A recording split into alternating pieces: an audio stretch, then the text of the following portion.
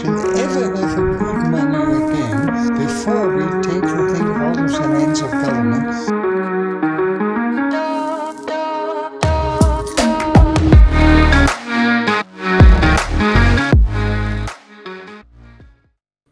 Yo, welcome to Simply Bitcoin. We are your number one source for the peaceful Bitcoin revolution. Today is September 1st, 2022. We cover the news, the culture, mimetic warfare, and we expose central bankers, governments, altcoins, all their incentives. That's what we do on Simply Bitcoin. Today we have a very special show.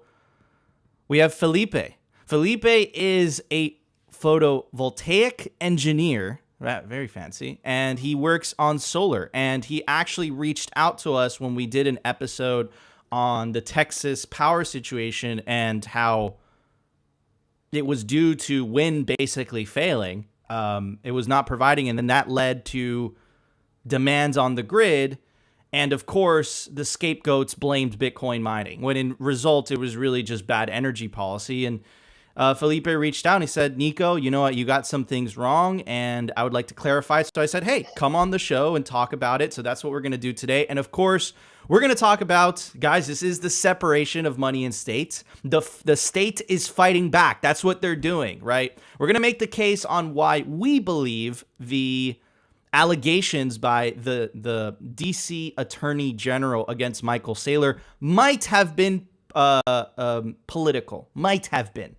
Sure looks like it. There's been an awful lot of coincidences in this last month. We're going to talk about it. But first, I want to give a shout out to my awesome co-host, the legendary Optimus Fields, who's now famous. I don't know about all that. What's up, Nico? What's up, Felipe? Good to be here. As I was telling everyone in the spaces, it's been a little bit of a rough morning for me, but your boy is here. The signal don't stop. And yeah, guys, on the culture today, I had a family member reach out and, you know, they're worried about the price and all this stuff. So we're going to cover it a little bit. And it's not really about price speculation. It's more about, you know, making sure people understand where we are in the game. And that's what we do here on the culture. So let's get into this, Nico. Let's get into this. All right, everybody, let's start the show. Number time. Brought to you by NODL. They make some of the best Bitcoin nodes. Run your own version of Bitcoin Core, the Lightning Network, Whirlpool, and Dojo, all from the comfort of your own home. Remember, guys, if you don't run your own Bitcoin node, you're trusting someone else's. And if you're a digital nomad, you have no excuse because now you could run a NODL through a virtual private server. Visit nodl.eu today.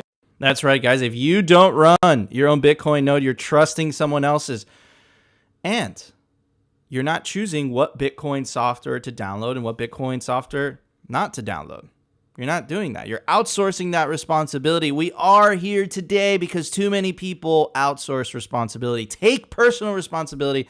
That is part of the Bitcoin revolution. Anyways, at the time of recording, the Bitcoin price is at 19,796. Moscow time, also sats per dollar, 5,052. Block height, 752,170. Reachable Bitcoin nodes, 14,293. Blocks to the halvening, 87,830. Halving estimate, April 21st, 2024.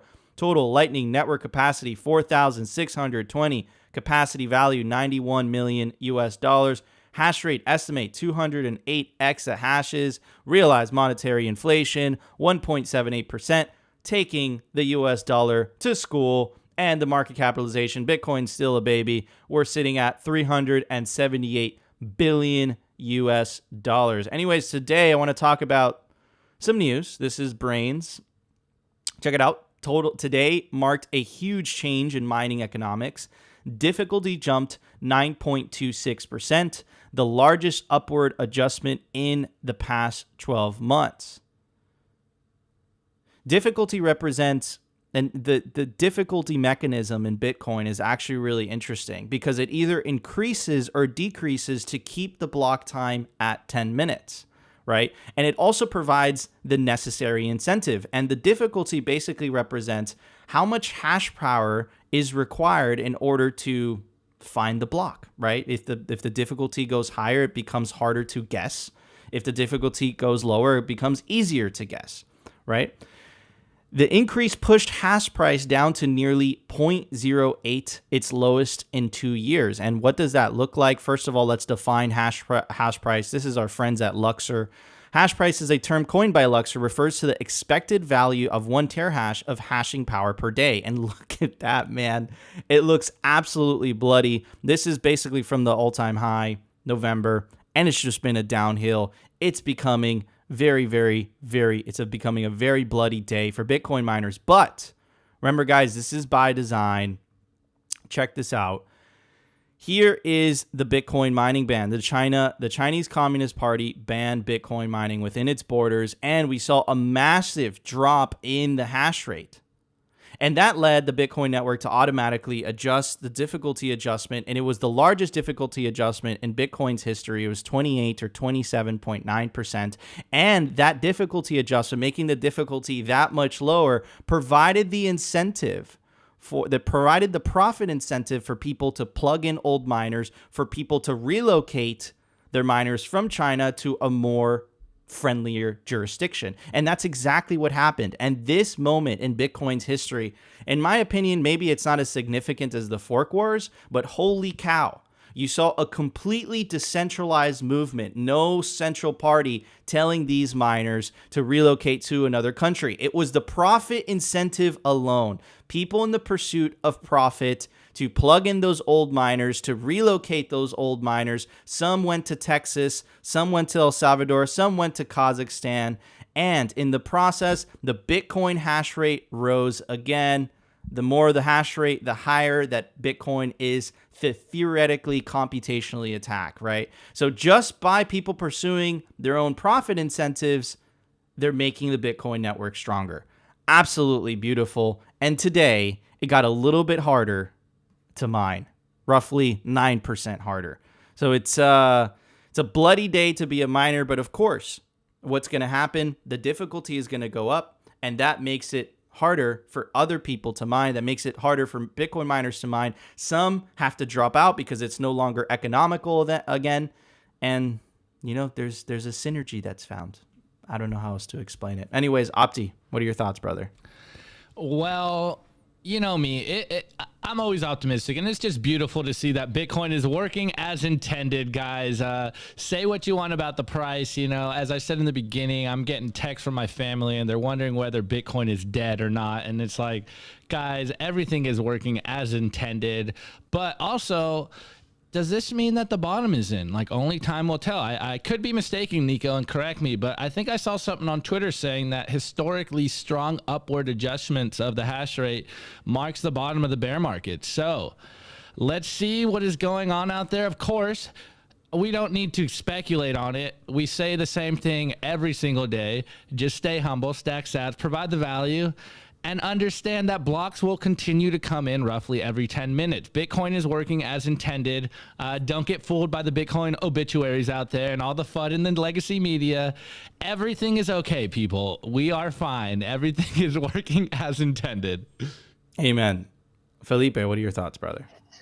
Well, you know, TikTok next block, right?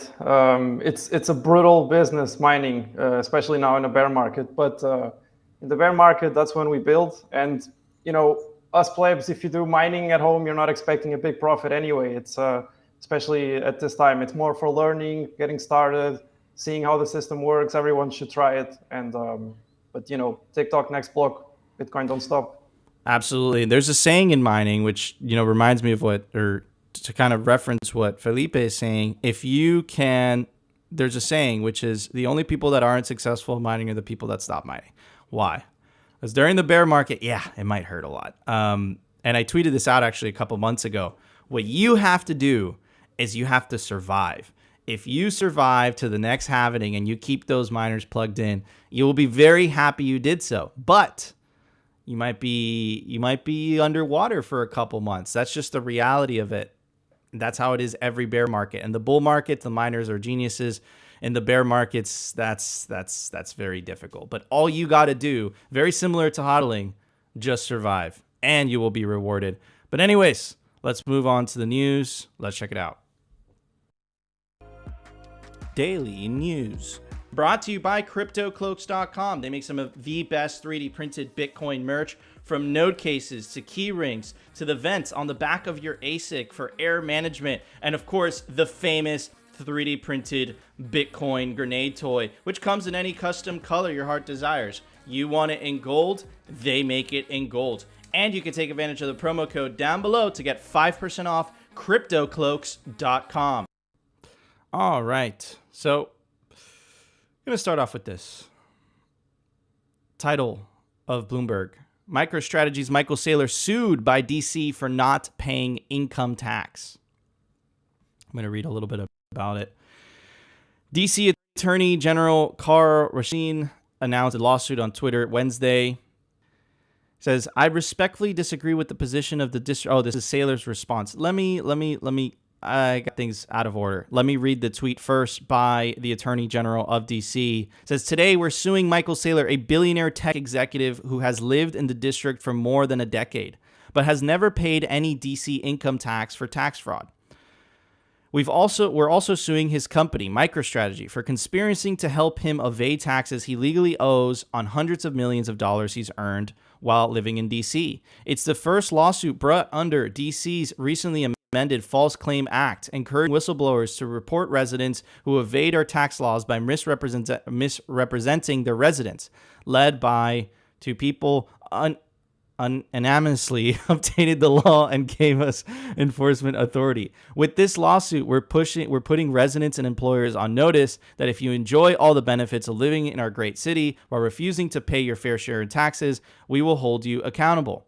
Let's see what Saylor responded. I respectfully disagree with the position of the District of Columbia. Look forward to a fair resolution in the courts. Although MicroStrategy is based in Virginia, Florida is where I live, vote, and have reported for jury duty. It is the center of my personal and family life. The District of Columbia's claim against the company are false and will defend aggressively against this overreach. That's right. Not only, and this is where it starts to get suspicious, okay? Not only did they sue Michael Saylor for tax fraud, they sued MicroStrategy. That's weird.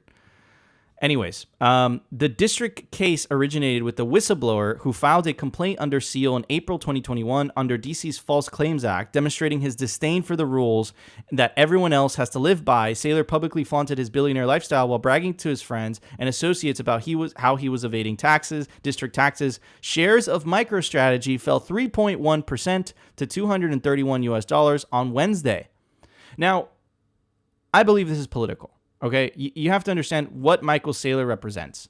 Michael Saylor is the figurehead for public companies and public companies adopting Bitcoin and using Bitcoin as an alternative to fiat money, and eventually an alternative to bonds. That's what Michael Saylor represents. Michael Saylor represents a movement. So it's a hell of a coincidence that the DC attorney decided to not only sue him on a personal level, but also sue MicroStrategy. And let's look if the US government has used the IRS or tax authorities to go after their political opponents before. This is from 2013. This was a scandal. It says the United States Internal Revenue Service under the Obama administration revealed that it had selected political groups applying for tax-exempt status for intense scrutiny based on their names or political themes. The IRS, this is the findings after there's an investigation. The IRS used inappropriate criteria that identified for review Tea Party and other organizations applying for tax-exempt status based upon their names or policy positions. So there's obviously a history of the IRS going after political opponents depending on their beliefs, right? And why do I believe this is a big coincidence? Because remember, guys, remember what happened not too long ago. The U.S. Treasury a couple weeks ago sanctioned for the first time in its history a technology rather than an individual or group. And why was the technology? Why is it interesting that they sanctioned the technology? Well, they sanctioned open source software. And you know what else is open source software? Bitcoin. Ladies and gentlemen, we are living through the separation of money and state, and the state is fighting back. That's what this is. It's not a coincidence that the Treasury sanctioned this technology or sanctioned the privacy technology right before Iran and Russia announced, hey, we're using Bitcoin to facilitate international transactions to circumvent U.S. sanction policy. It's also not a coincidence, right, that at the bottom of, Bitcoin had a 70, 80% correction. You have all this negative news, right, in the papers about, all these shitcoin companies collapsing like Celsius. It's not a coincidence that around that time, the DC Attorney General says, hey, Michael Saylor's a tax fraud, everybody. And what is that going to de-incentivize? It's going to de-incentivize perhaps other corporations to say, oh, this Bitcoin stuff, maybe it's related to criminals, because that's how the media spins the narrative, right? So too many coincidences to say it's a coincidence. This is the state fighting back, but the way that they're doing it is fascinating because they're not doing it overtly. They're not doing it above the table. It's kind of like these little strategic movements under the table. And it's fascinating. Like, never forget what the Treasury did. They didn't directly say, hey, Bitcoin, this, and that. No, they tried to set a precedent and say, we at the Treasury could dictate what software you can use and what software you can't use. And mind you, software is neutral. It's not like an individual or country that you could make a good argument saying that country ain't neutral. That country is hostile to the United States. Software is neutral, right? So, dude, crazy. This all happened in the last month. And I believe this is going to continue to get to escalate. Remember what the video that we played you of Cynthia Lummis at the BitBlock Boom conference? She said it herself. It came from her mouth.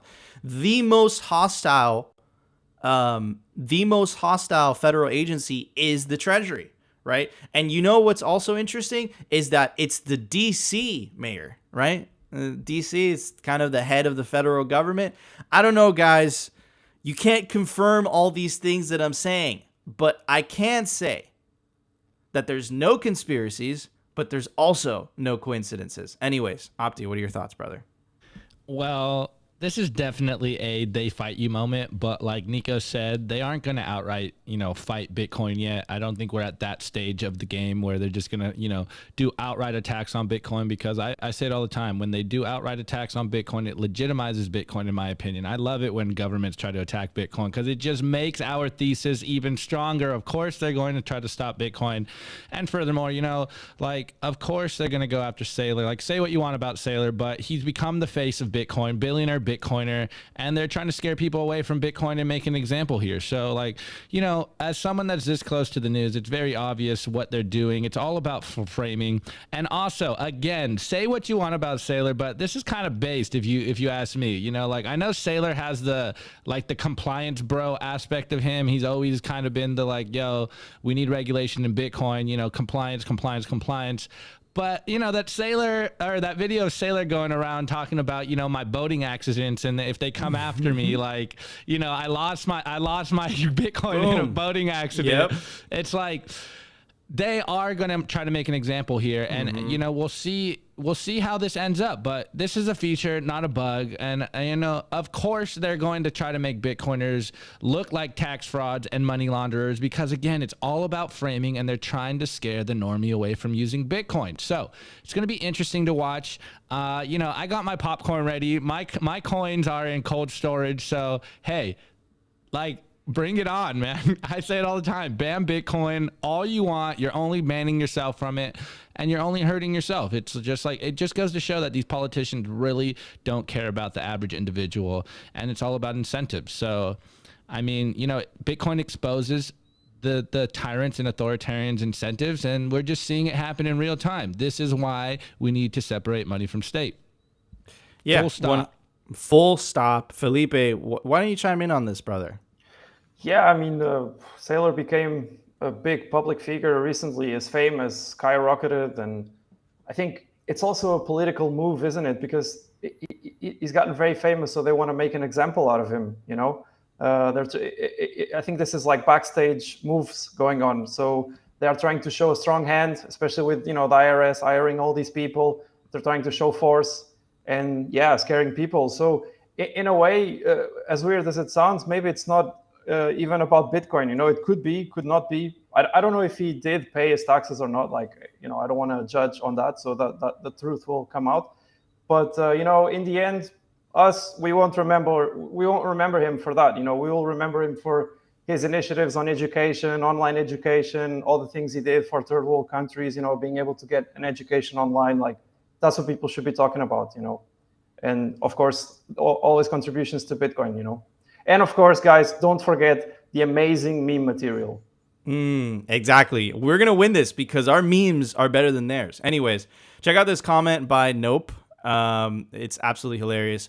Billionaire scandals, conspiracies, and miners. Seen this before, so I'll just say it. Bitcoin didn't kill itself. All right, guys. So today I want to take advantage of the fact that our guest's internet connection isn't unstable, so we could actually have a great conversation. So I want to talk about energy. I want to talk about solar energy, and we have an expert for that on the show today. But first, let me preface it a little bit. We covered this a couple days ago, so I'm not going to completely rehash it. I said Europe's energy disaster was 100% avoidable, right? And I made the case basically that it was European politicians' bad energy policy that basically is sending Europe into the dark age. The energy prices in France, in Germany, in the UK, they're literally they're going parabolic, and that's going to cause small businesses to shut down. That's going to cause manufacturing to shut down. That's going to cause layoffs. That's going to cause people to, you can't afford to pay those people anymore. You're seeing basically threads of people posting their power bills, and it's just ridiculous. Here's this thing that I read a couple days ago. It says, my mom owns a small town in Leicester. Her electricity bill has jumped from 10k euros a year to 10k euros a year to 55k euros a year. She is working out her options, but more than likely she will be forced to close, right? And this is happening on a massive scale, and this is due to bad energy policy by European politicians. And to be fair, also the Russian invasion in Ukraine. However, just because Russia invaded Ukraine, it was Europe's decision still not to buy natural gas from them, even though 25% of Europe's natural gas came from Russia. So this is a self-inflicted disaster. And this is the thing that I want to talk about with Philippe today, right? Is that we've been sold this idea that renewable energies right now in this moment in time replace fossil fuels. And that's just not the case. That's never been the case. Maybe that will be true in the future, but that isn't true today. Now, are we against renewable energies on Simply Bitcoin? Of course not. In fact, we think that renewable energies could become a viable, economically viable form of energy due to Bitcoin and Bitcoin mining. And here's this great thread by Level 39 explaining that. I'm going to try to read some of it. I'm not going to read it all because it's very long, but it says, as energy grids adopt a greater percentage of intermittent renewables, more power must be absorbed by demand response loads. Prices act as signals, help balance the grid. Bitcoin mining profitability responds like noise cancellation technology. And here is basically what they're talking about. Because remember, guys, you can't just turn on and off energy production. Grid operators basically have to make a calculated guess. I don't know how else to say it, based on previous energy consumption to say, okay, this is how much energy is needed. The problem with renewable energies is that sometimes, it doesn't blow wind every time there's a high demand. It does it, which is what happened in Texas. The sun doesn't shine every time there's a high demand. So what tends to happen is that there could be high demand, there could be high energy production by solar and wind, but there's no buyers. So where does that energy go? Before, it was a hard problem. With Bitcoin, Bitcoin miners are always the energy buyer of last resort. So again, perhaps we didn't phrase ourselves correctly, which is when Felipe reached out to us. But Felipe, look, there's two components that could be true, okay? Component number one, this Greta Thunberg religion, right, of shutting down anything the central planners don't agree with, and then flipping a switch because they went from green energy is bad to green energy is green, now that we're on the verge of a revolution because people are starting to wake up to our terrible decisions, right? So it doesn't even make sense, right? So that could be true, right? That perhaps renewable energy technology is not at the level it needs to be to replace fossil fuels. But at the same time, you could make the argument that renewable energies are good for the environment. So what are your thoughts on all this, brother? And you live in Europe, so you're actually witnessing this firsthand. Yeah, Nico, it's not looking good, I have to say, but yeah, who knows what the next months will bring. Look, I know I have a very difficult task here of trying to convince Bitcoiners that solar energy can be useful. So one thing I will say, though, is there's a couple things Bitcoiners appreciate, and that's decentralization, that's being in charge of your own life, in charge of your own energy. And if there's something that solar energy can do, is precisely that. So it's the most modular energy producing technology that exists. So if you want a couple kilowatts, you got it. How else would you get it if not? I mean, you can't get a coal power plant in your backyard, right? You can't get a nuclear power plant in your backyard, but you can go somewhere on a ranch in Texas where the sun shines, many hours a day, and you can spin up a couple panels, and it's a deregulated grid, so you can get your own energy, right? And it's also, I think one mistake that people do a lot is they fall into this stagnation fallacy, which basically says that they don't know how much the technology has progressed, right? And it used to be not so good, these renewables, but technology really has improved a lot, and it keeps improving. So the costs keep getting better, the efficiency itself keeps getting better. And yeah, I think there's two things we can agree. One is we probably can't power the entire world with renewables, right? Like, we need as much energy as we can get, and not all places are the same. There's a huge amount of asymmetry in sunshine and wind. Oh, hey, Yellow. Okay, Yellow is telling me to shut up, or what? What is this? No, you keep going. He just he crashes the show all the time. I got scared, man. Like, it's always, never know what's going to happen. But yeah, and it's just that we need all the help we can get, and we should be for progress, not against progress. And I think this central planners, they don't follow the technological innovation. They are just succumbing to popular pressure from either side, and that's not the way you should run the place. Yeah.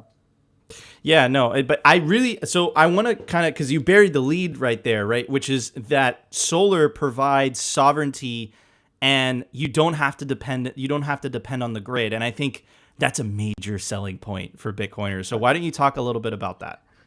Yeah, there's that one. And one thing Bitcoiners also understand is mining and how hard it is that you have centralization of the hardware, right? So we're making a lot of progress with that, with TSMC and Samsung opening foundries in the US, right? In Arizona and Texas. And it's the same with solar. Like, it used to be that only a few players would produce the panels. But now, look on Amazon, you can get a panel anywhere in the world for like $100. Or with a couple $1,000s, you can have a major power installation, and the price just keeps getting lower and lower. So actually, I think it's something like 75% of the world, it's the cheapest way to produce a unit of power, right? And it's very hard to compete with that. Now, am I saying it's going to power the entire Earth? No, but but there's also a lot of people who say, oh, it's a complete garbage technology, and it's going back in time, like living like peasants and so on. And I completely disagree with that. It's actually one of the major helps that Bitcoin can get to move forward, especially with the mining helping the grid, as I think we'll discuss, right? Do you think that we can ever get to a point where solar can be a viable replacement to fossil fuels, right? And that also hinges a lot on battery technology. Perhaps that's not your expertise, but you are a voltaic engineer, right? You do photovoltaic engineer. You do work in the solar industry. So what are your thoughts on this? Where is solar technology going to be 10, 20 years from now?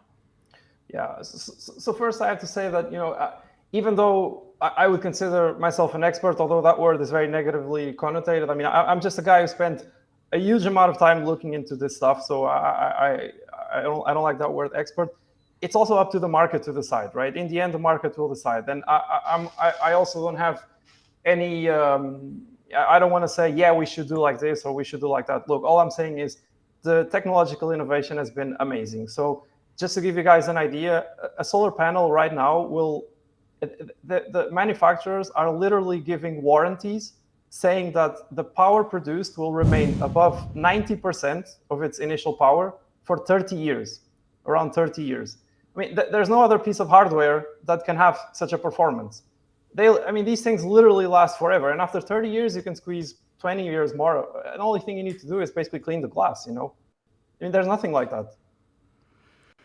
Yeah, no, I agree. I think in certain situations, like, for example, right now I'm on an island, and their options for energy production is extremely limited because they basically have to import, the fossil fuels, right? So in specific situations, especially in areas that are near the equator, right?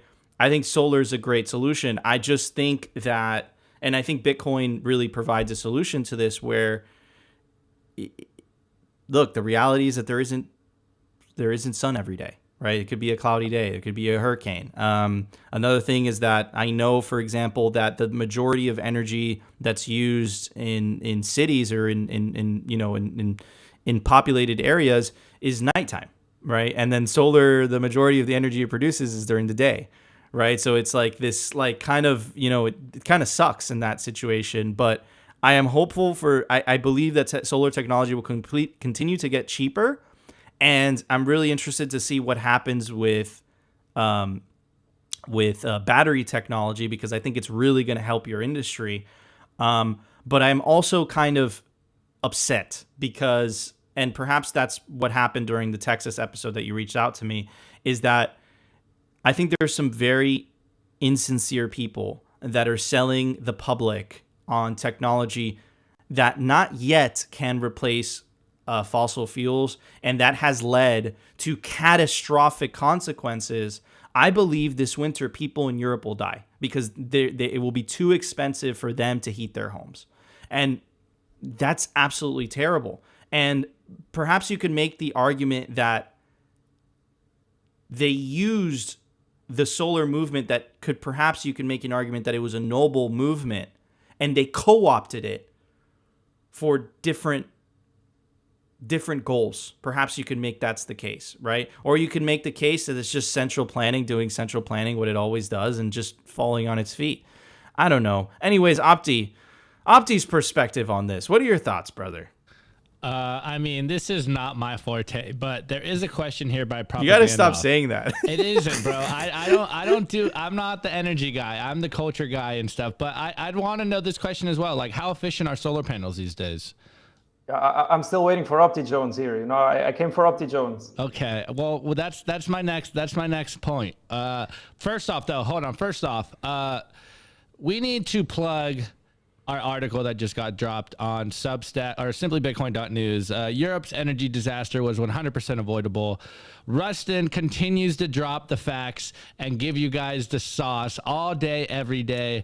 And, just my take is like, I'm okay with using more energy however we can to plug in more miners. So if we can figure out how to use solar panels to mine Bitcoin, even if it's only during the day, like, I'm okay with it. We need to use more energy to make sure that Bitcoin is more secure, guys. So let's figure this out. I'm okay with any use of energy to mine Bitcoin, because, like I'm saying, man, let's keep Bitcoin as secure as possible. Let's make sure the hash rate continues to go up. And like we know, guys, we say it all the time, Bitcoin mining will make our energy use more efficient. And if Bitcoin mining is the incentive for us to use solar energy, like solar panels and stuff, like, I am all for this, because, hey, I want to have the most secure money in the world, and we need more energy. We need to continue to double down on the energy. Do not fall for the narrative of we need to use less energy. We need more energy to ensure the Bitcoin network. Dude, less energy is literally death. Like that's you gotta say it for what it is. We have a Bitcoiner in the comments says, Veronify says 0.8, that's crazy, per kilowatt is a death sentence for Europe. And I agree. And hopefully, the silver lining in this is that enough people will wake up. But feel it. Felipe, thank you so much for chiming in and giving your thoughts on that. We really, really appreciate it. I'm sure a lot of people in the audience appreciate it as well. But anyways, Opti, I'm excited. It's time for the daily culture. Let's check it out. If I could find the transition. Where is it? Where is it? I can't find it, Opti. Oh God. Oh, here it is. Nope, that's the meme.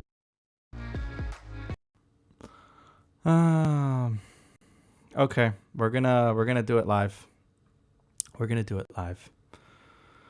Nico's Here we go. slipping. Nico's Here slipping. we go. No, I think I deleted the wrong one. Anyways, guys, I want to give a shout out to our sponsor. Check out swanbitcoin.com. It's the best place to stack sats. By plebs, for plebs, whether it's $10 to $10 million, Swan Bitcoin has you. We like Swan because they incentivize you to take self-custody, and more importantly, they incentivize you to dollar cost average so you could spread out that risk. Visit swanbitcoin.com today. I also want to give us a super awesome shout out to the conference that they're throwing, Pacific Bitcoin. It's November 10th through the 11th in Los Angeles, California. Speaker list includes Corey Clipston, Lynn Alden, Jeff Booth, Dylan LeClaire, Pierre Richard, Mark Moss, Alex Gladstein, Dr. Jeff Ross, Parker Lewis. That's right, Nico's on there as well. You could take advantage of the promo code SIMPLY to get 10% off or 30 or 20. I forgot what the exact discount is, but you can take advantage of the promo code SIMPLY to get a discount on your Pacific Bitcoin tickets. What do we have today, Opti? All right, guys. So I got this text from my cousin, and he was shook on what's going on with the market, and I think we can make a good point here. So as my tweet goes, when you get those family texts wondering if Bitcoin gonna make it, and I'm gonna just read what I told him, and then I'll give you guys the receipts on why I think this is the case. So first and foremost, bro, it's Bitcoin, not crypto, bro. Come on, fam. I thought I taught you this already. Anyways, he goes, you think crypto is ever going to go up? Jesus. And I go, lol. Bitcoin is fine. It's a good opportunity to stack Bitcoin consistently, but shitcoin's gonna get wrecked. You see my framing there, Nico? The macro econ climate ain't good. Big corporations are getting into Bitcoin, which means they're shorting the price to buy and low. Smart money doesn't FOMO into price, they wait. Legacy media and central bankers are hating on Bitcoin, which is all extremely bullish because we get cheap Bitcoin and they can't do this for very long. It just means they're scared and trying to manipulate price/narrative so the average person doesn't get into Bitcoin.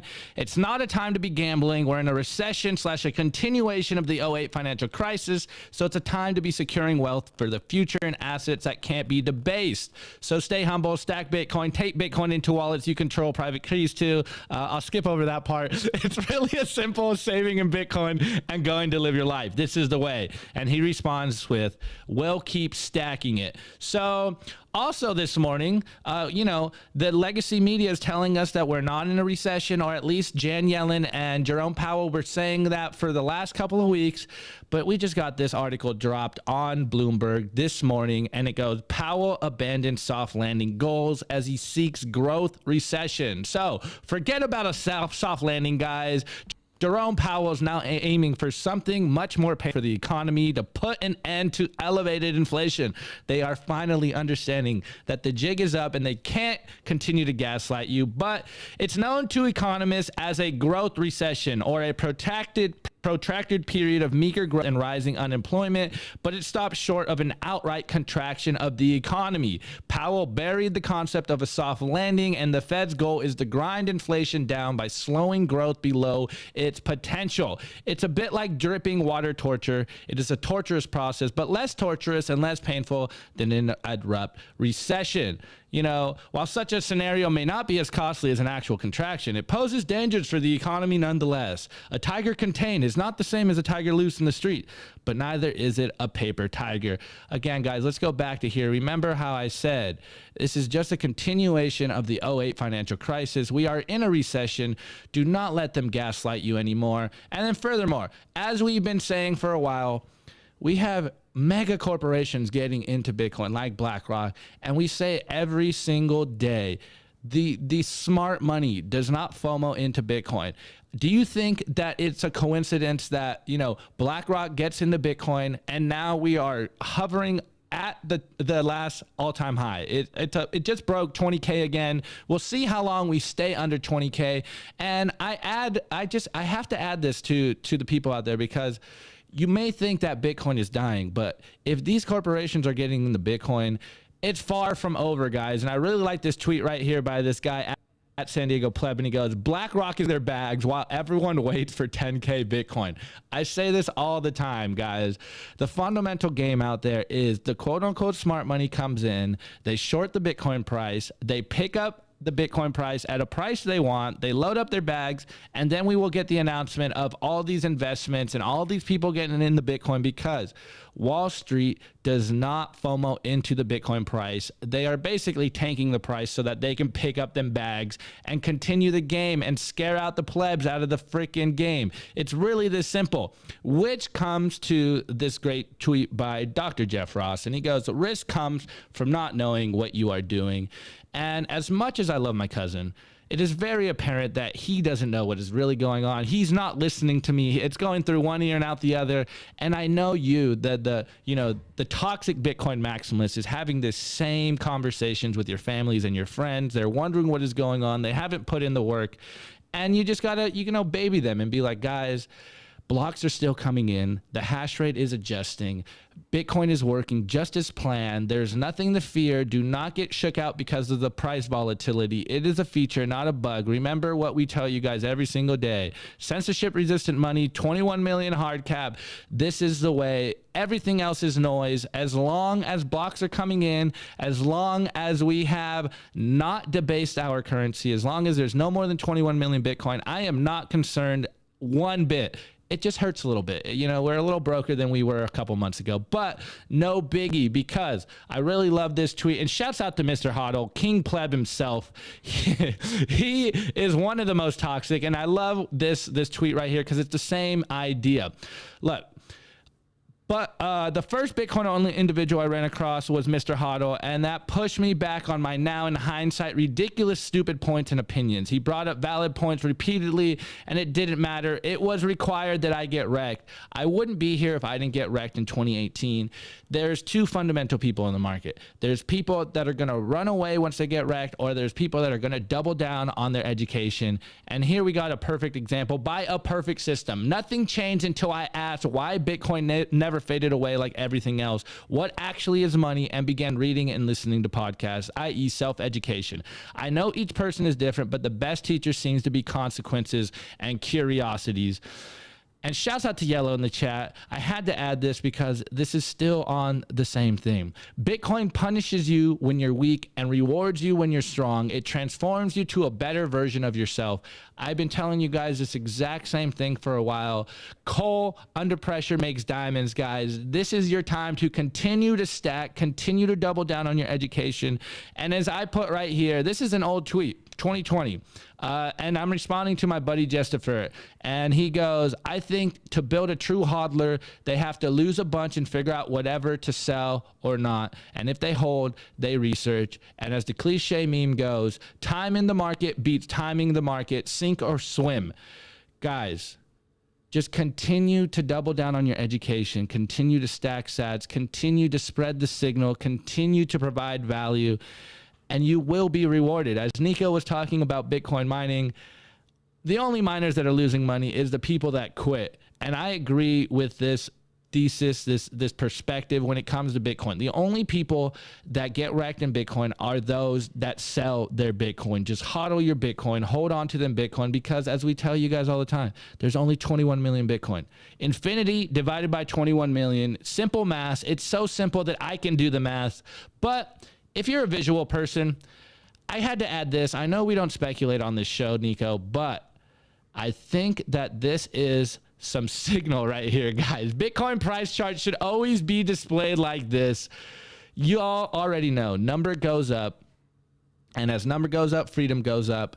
But every time Bitcoin dies, if you zoom out, you realize that, wow, that last dip really was nothing. That last dip really didn't even make a dent on the chart.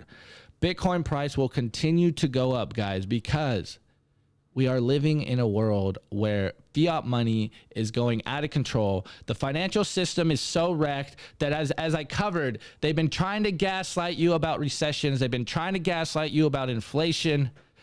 But now they have changed their tune. which means that you guys are getting vindicated out there. It seems like we are getting out of the darkness of the bear market. So continue to stack, continue to provide value, continue to make sure that your family doesn't sell their bags, because do not sell your Bitcoin to BlackRock. Do not sell your Bitcoin to these corporations.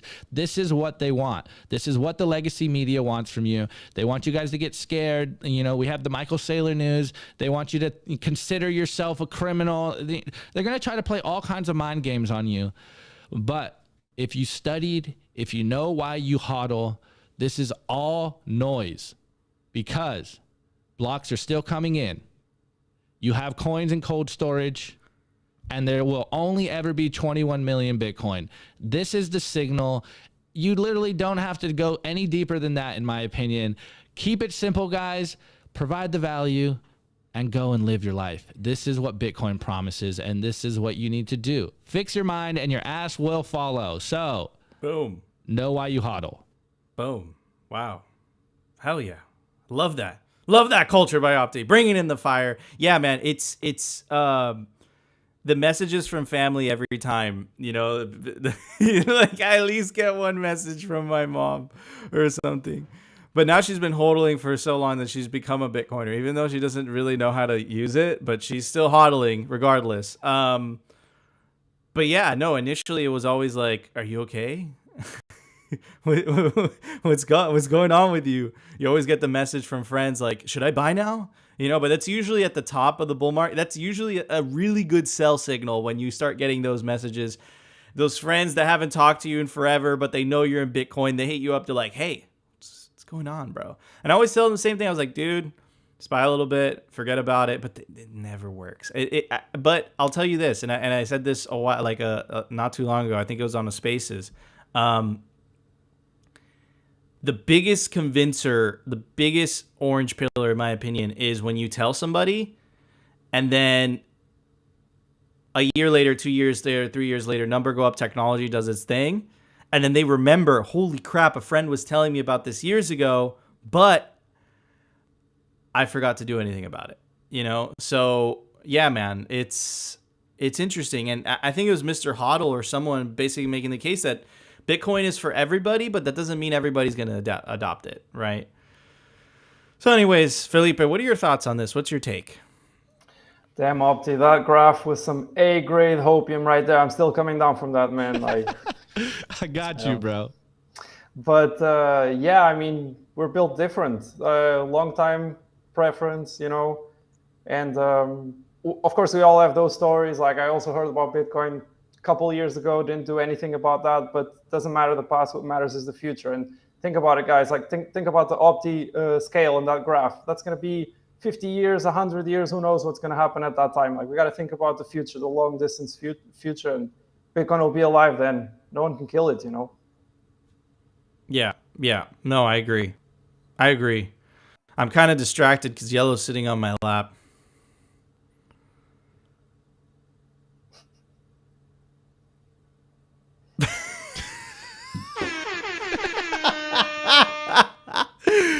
Anyways, let's move on to the meme review. Daily meme review. Brought to you by Bitbox 2 Bitcoin Only Edition, a hardware wallet by Shift Crypto. Crypto like cryptography. It's secure, it's open source, and it's so easy your mom can set it up. Self-custody is the revolution, and the Bitbox makes it simple. Do not leave your Bitcoin on an exchange. Order a Bitbox today. Boom.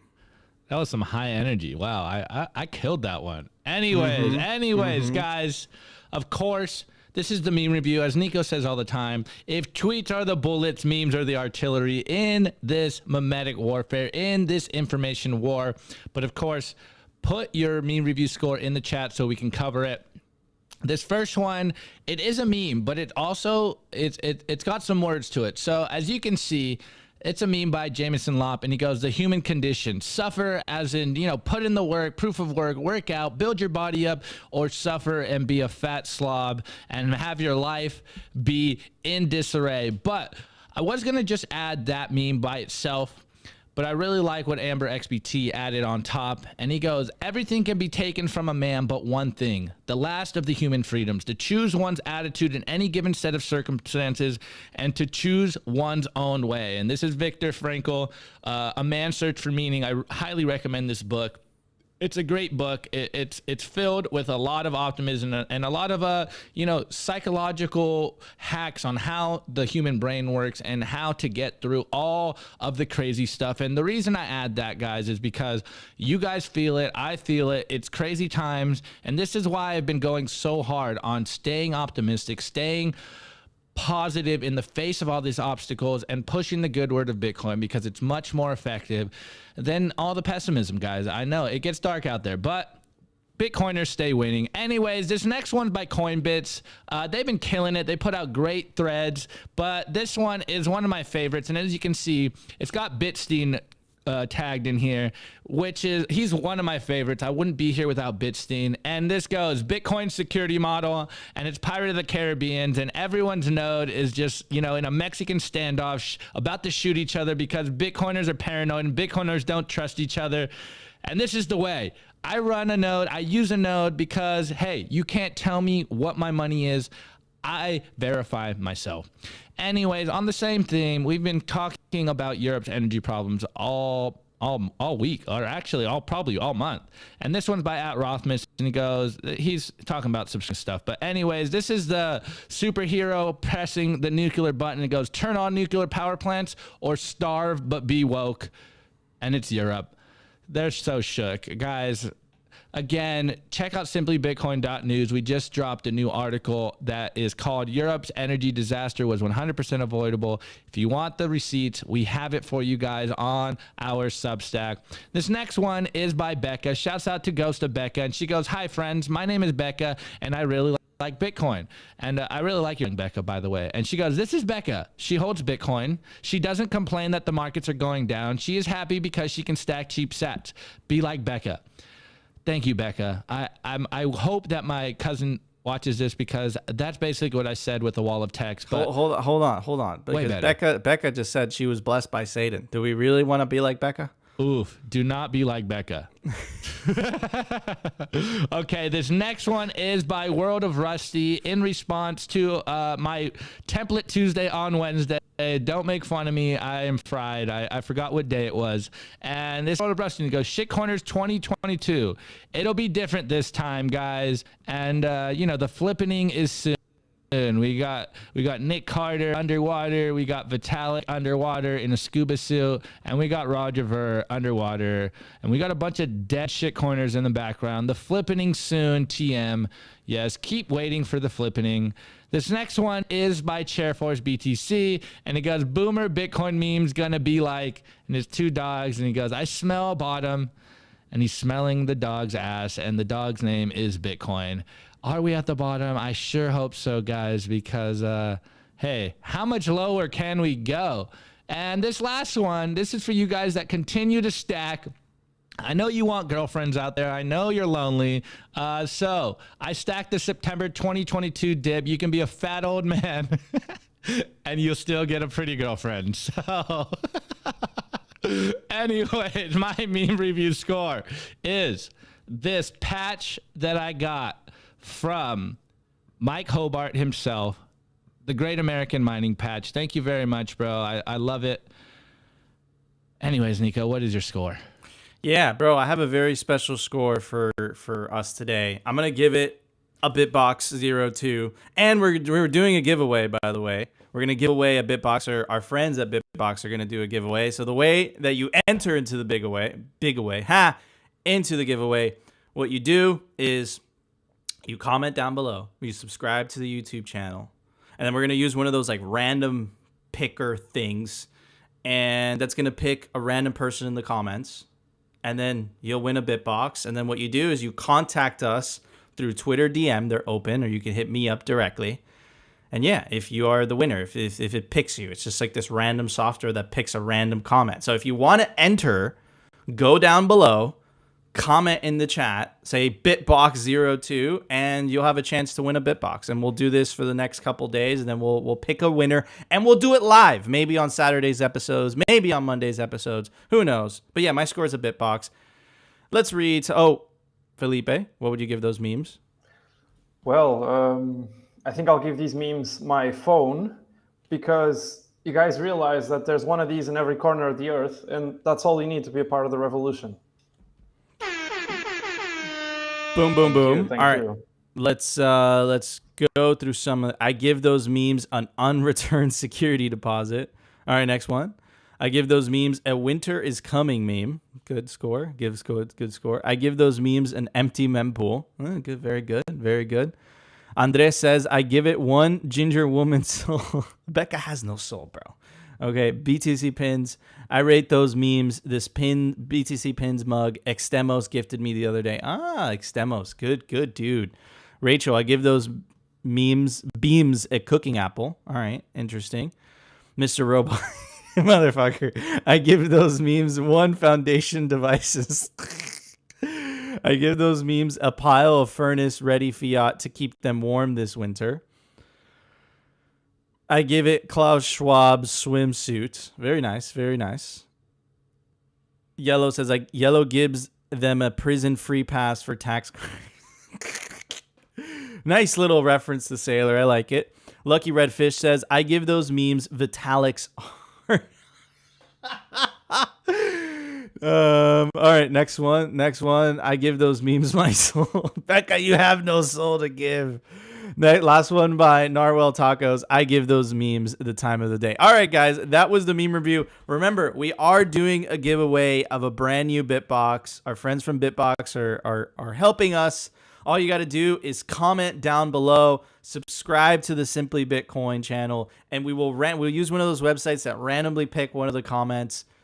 You got to do it now, and we'll probably run it again tomorrow, and then we'll do a random pick on the weekend episode or Monday's episode. We shall see. We'll see how much interest we have as well. But anyways, there was a software release today. Why don't we check it out? Bitcoin software release brought to you by CipherSafe. Don't be that person that stores their Bitcoin seed on paper. Paper is prone to water damage, fire damage, dog attacks, everything. Your seed can be eaten by dogs or cats or animals if you store it on paper. You definitely want to store your seed on steel, and there's no better place to do it than the CipherSafe. Get yourself a Cipher wheel or a Cipher grid today. Visit ciphersafe.io. Boom. All right, guys.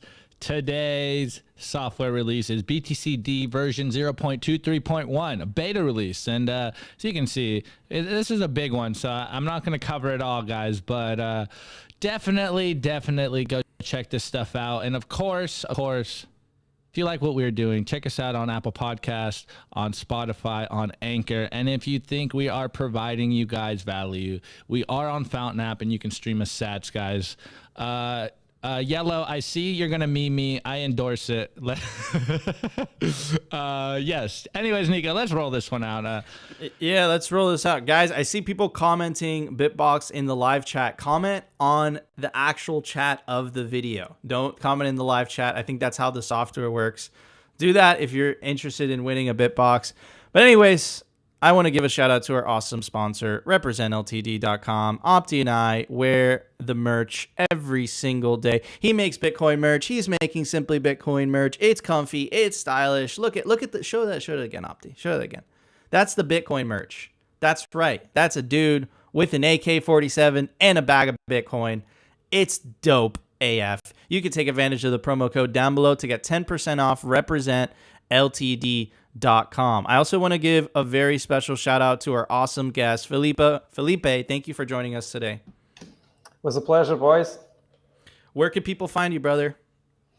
I'm just, pleb lurker. You can find me on Twitter. That's pretty much it. Awesome, dude. Thank you so much for joining us on Simply Bitcoin. Guys, that was... God damn it, Yellow. Guys, that was our show. If you enjoyed the show, the number one thing you could really do to help us is share this video. Get the Bitcoin signal out there. Get the orange truth out there. but you got to share the video. That's what YouTube likes the most. Of course, if you like the video, smash that like button. If you really feel like we provided you value, consider subscribing to Simply Bitcoin. Also, check out our awesome Telegram group. You can visit it. You can join it by Opti's DMing me. You can join it by going to t.me/the Simply Bitcoin channel. And of course, guys, we will see you tomorrow, and maybe Yellow will make a surprise appearance. He's somewhere in my house. I can't kick him out.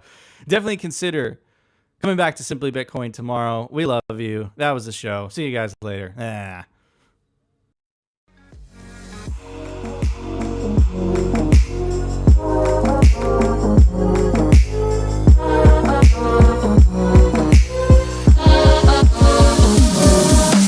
Which one's the best crypto asset? Well, Bitcoin's the best crypto asset. Okay. What's the second best?